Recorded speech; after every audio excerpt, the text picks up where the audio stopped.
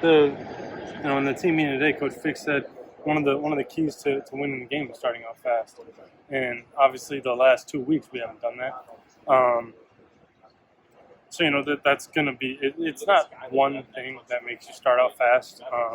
We need to come out with energy. We need to come out with confidence, and ultimately we need to execute and do our jobs. And if we can do those things, we're gonna come in there and take care of business and do what we need to do. And I think if we come out and play our best ball, not many teams are going to be able to play with us. So we can do that. I'll be very happy and I'll be very excited for what we got going.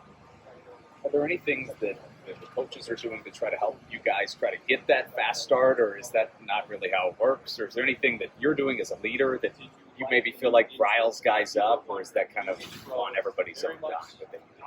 I think it's just it's a lot less like we don't want to think as much, but just let it fly. Like go play, go play the game. Don't worry about making mistakes. Like that's what we have a whole week for, is to correct those. Like don't think about I have to do this, otherwise I'm gonna get yelled at, or I'm gonna go make the play. And if you're wrong, you're wrong. We watch it in the morning and clean it up and get it right the next day.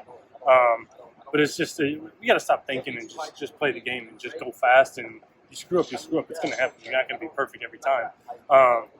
So yeah, just shoot your shot and play the game. Do you think that type of mentality will help produce some takeaways? We talked to your coach about that yesterday. Coach Fick said that's the one thing, because they come in bunches. We've got to start getting involved. Yeah, I mean, you play with confidence and you play loose, you play free, you're going to get those takeaways. And obviously that's part of the reason that we haven't gotten those, is because I think we have been a little uptight. There's a lot of expectations and noise and all this, and we have to put that aside and just do us, like play our game.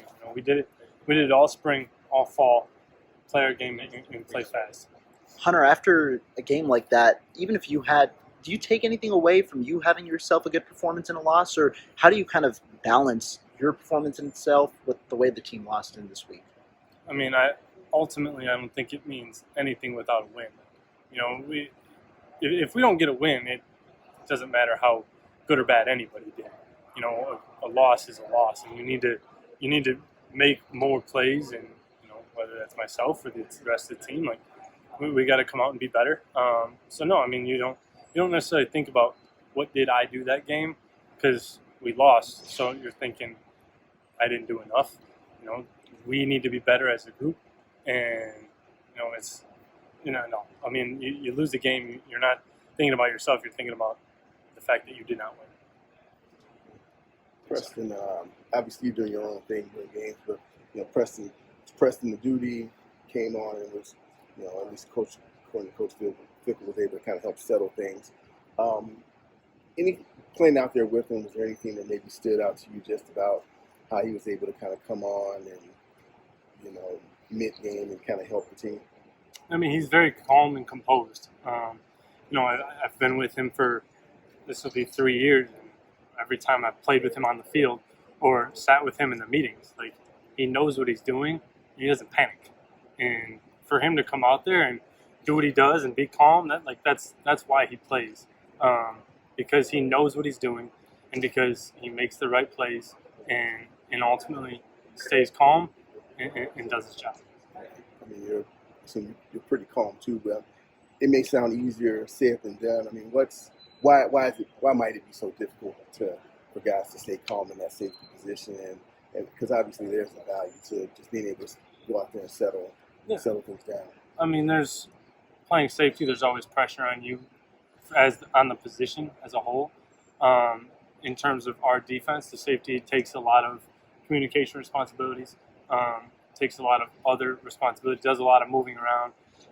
And then you got the outside factors. You have, playing in Washington State, you have the noise of the crowd, you have the tempo, you have all these other things going on around you. And, I don't want to say it's easy to get rattled, but kind of, just because there's so much else going on. So you just need to bring yourself to a calm peacefulness, be where your feet are at, and just play the game.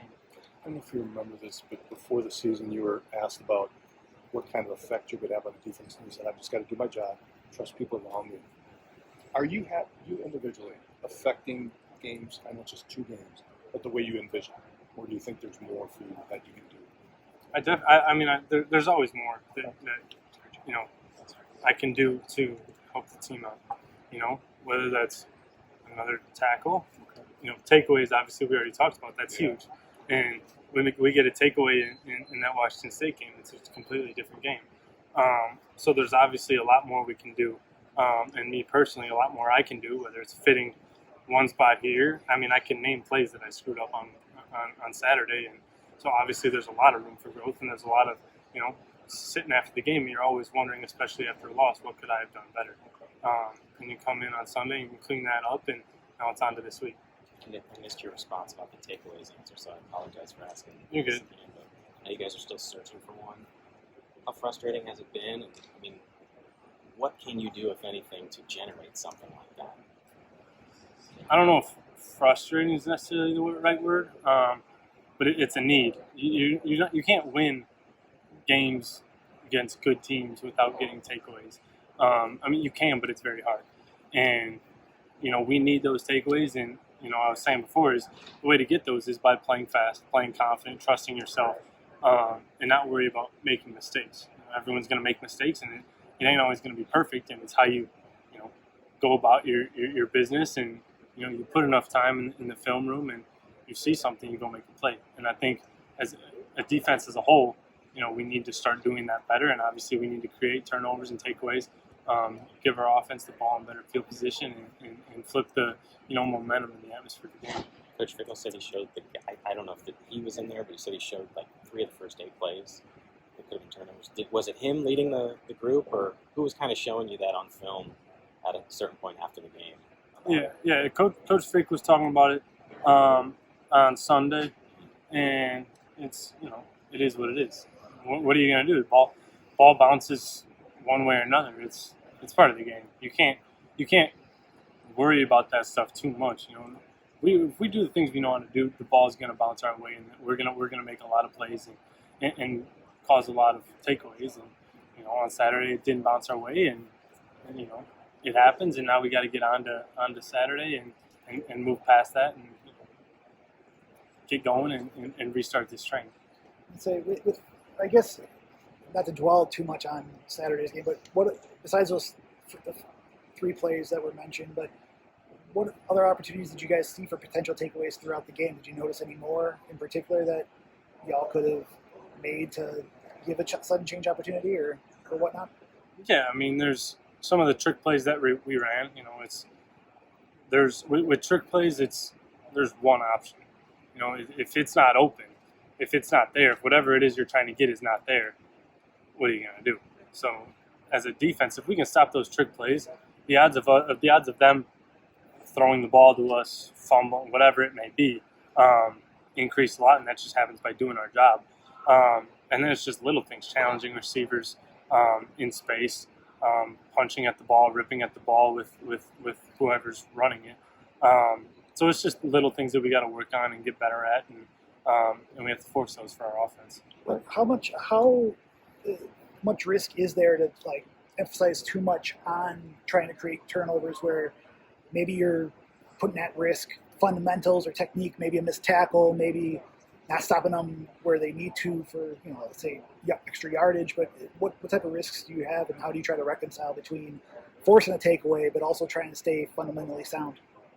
I don't think there really is a risk. I think if you stay fundamentally sound and you do your job and do what you have to do, you're going to create those takeaways. And when you know what you're doing and you know where you're supposed to be, you can play fast and the takeaways come. So there's not really a risk with it. It's just we need to play faster, we need to play better, we need to play harder, and force those takeaways.